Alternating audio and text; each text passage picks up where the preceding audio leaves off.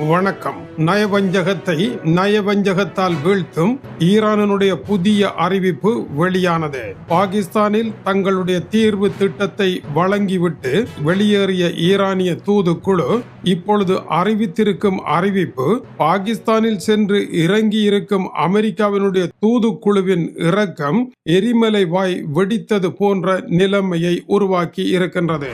அமெரிக்க தூதுக்குழு இறங்க ஈரானுடைய காதம் அல் அன்பியா ஊடகம் வெளியிட்டிருக்கும் திடீர் எச்சரிக்கை அமெரிக்காவை நிலைகுலைய வைப்பதற்கான ஒரு தாக்குதலாக இருக்கின்றது. ஈரானுடைய ஒரே கருத்து, அனைவருக்கும் பாதுகாப்பு இல்லை, எவருக்கும் பாதுகாப்பு இல்லை, அனைவருடைய துறைமுகங்களுக்கும் முற்றுகை இல்லை, அதுபோல தமக்கும் இல்லை.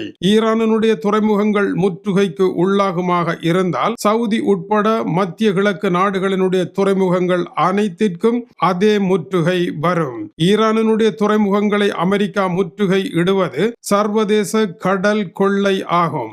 இத்தகைய கடல் கொள்ளையை தடுப்பதற்கு சர்வதேச ரீதியாக சட்டம் உண்டு. எனவே அமெரிக்காவினுடைய கடல் கொள்ளை கடற்படை மீது ஈரான் தாக்குதலை ஆரம்பிப்பது இனி தகும் என்று கூறியிருக்கின்றது.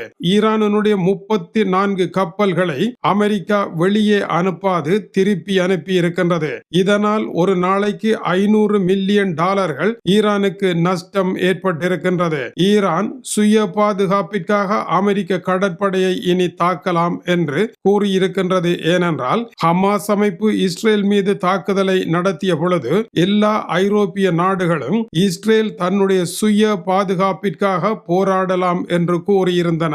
இப்பொழுது அதே விதியை தான் ஈரானும் எடுத்து முன்னால் வைத்திருக்கின்றது. தங்களுடைய நாட்டினுடைய இறைமைக்கும் தங்களுடைய நாட்டின் பொருளாதாரத்திற்கும் சுய பாதுகாப்பிற்கான நடவடிக்கைகளை தாங்கள் எடுக்க போகின்றோம். ஐக்கிய நாடுகள் பாதுகாப்பு சபையினுடைய சட்ட நியமங்களுக்கு அமைவாக தாங்கள் செய்வது குற்ற செயல் அல்ல என்று ஈரானுடைய ஊடகம் தங்களுடைய பேச்சுவார்த்தைக்கான தீர்வை வழங்கிய உடன் இந்த செய்தியை வெளியிட்டிருக்கின்றது. இதனால் இந்த பேச்சுவார்த்தை மூலமாக ஒரு தீர்வு எட்டி தொடப்படும் என்று பேசப்பட்ட பேச்சுக்களுக்கு மேலே இடிமுழக்கம் விழுந்திருக்கின்றது.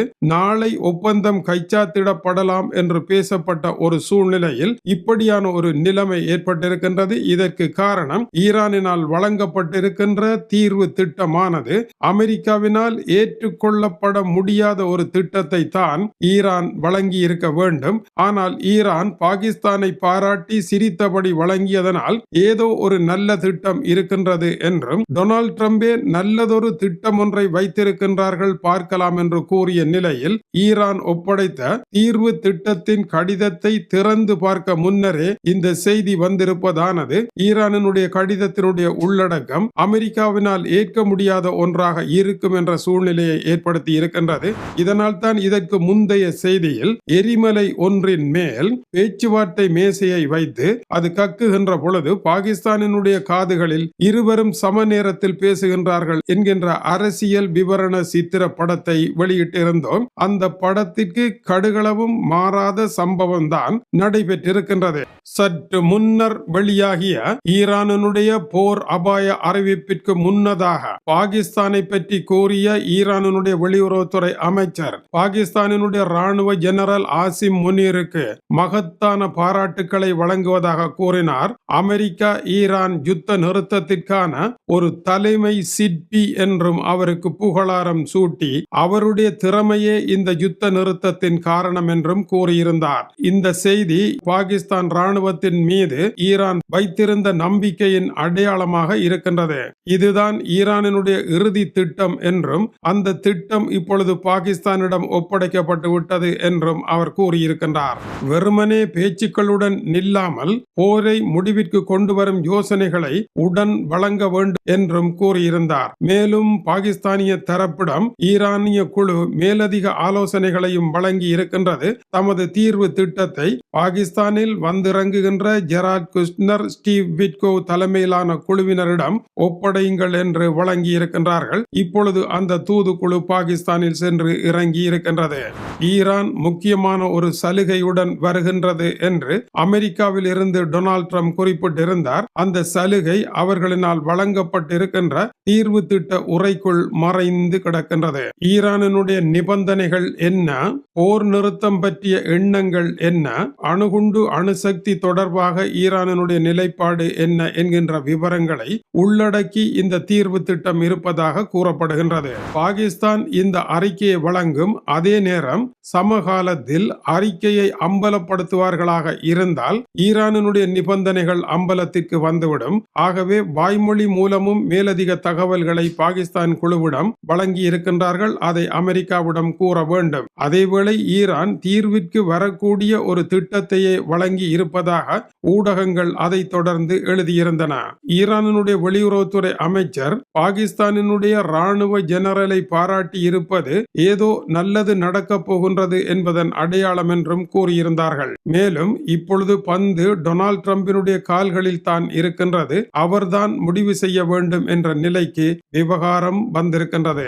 இந்த நிலையில் பாகிஸ்தானினுடைய துணை பிரதமர் இசாக் தார் பாகிஸ்தான் வெறுமனே பேச்சுவார்த்தையில் மட்டும் ஈடுபடவில்லை, இருதரப்பு உரையாடல்களையும் கேட்டு அவற்றை மற்றவர்களுக்கு பரிமாறி இந்த பேச்சுக்களை நடத்துகின்ற ஒரு பட்டிமன்ற நடுவர் போல தொழிற்பட்டு கொண்டிருக்கின்றது என்றும் தேவையற்ற உறுதி செய்யப்படாத தகவல்களை வெளியிட வேண்டாம் என்றும் கேட்டிருந்தது. இப்பொழுது ஈரானினுடைய உத்தியோகபூர்வ ஊடகம் வெளியிட்டிருக்கின்ற தகவல் பாகிஸ்தானிடம் ஒப்பந்தத்தை வழங்கியதற்கு பின்னர் வந்திருக்கின்ற காரணத்தினால் இதற்கு பாகிஸ்தான் என்ன செய்ய போகின்றது என்ற கேள்வியும் இருக்கின்றது.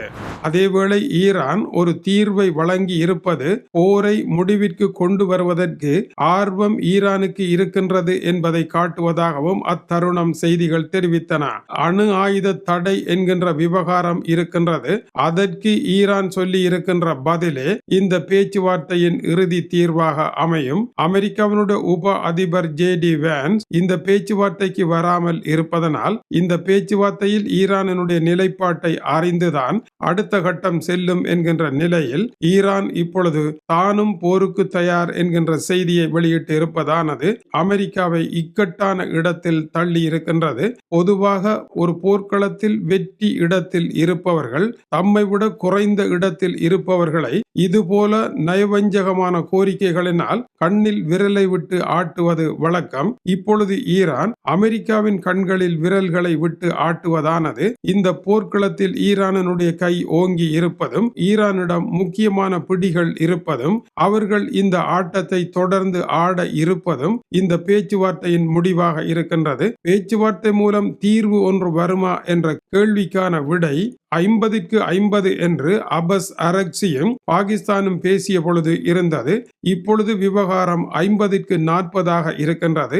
அமெரிக்காவினுடைய முடிவை பொறுத்து அடுத்த கட்டத்திற்கு இது செல்லும். ஒருபுறம் அமைதிக்கான முயற்சிகள் பாகிஸ்தானில் உருண்டு கொண்டிருக்க அதற்கு சம அளவு எதிரான முயற்சிகள் ஹோர்முஸ் நீரிணையில் வேகமாக உருண்டு கொண்டிருக்கின்றன. பாகிஸ்தான் வெற்றி பெறப்போகின்றதா, ஹோர்முஸ் நீரிணை வெற்றி பெறப்போகின்றதா? ஒரு நாணயத்தின் இரண்டு பக்கங்கள் போல சிக்கல் மறுபடியும் வேறொரு இடத்தில் வந்து இருக்கின்றது. என்ன நடைபெறப் போகின்றது? தொடர்ந்து இணைந்திருங்கள். மேலும் பல சூடான செய்திகள் வந்திருக்கின்றன. வணக்கம் உறவுகளே.